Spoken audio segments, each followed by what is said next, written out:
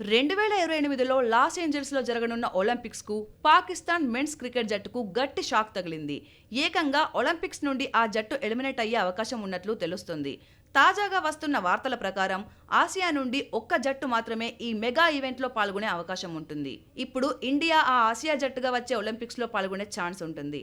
దీంతో భారీ షాక్లో ఉంది పాక్ బోర్డు.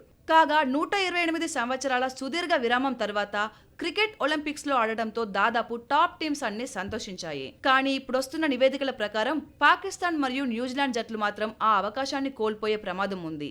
దీంతో ఇప్పుడు ఇది పెద్ద రచ్చకు దారితీస్తుంది. కాగా ఐసీసీ ర్యాంకింగ్స్ ఆధారంగా ఆసియా మరియు ఓషియానియా నుండి ఇండియా మరియు ఆస్ట్రేలియాలకు వరుసగా స్థానాలు ఇవ్వడం జరిగింది.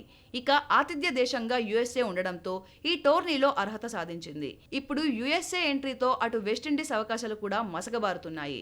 పోటీ చేయాలనుకునే వెస్టిండీస్ దీవులపై అది ప్రభావం చూపుతుంది అని నివేదిక పేర్కొంది.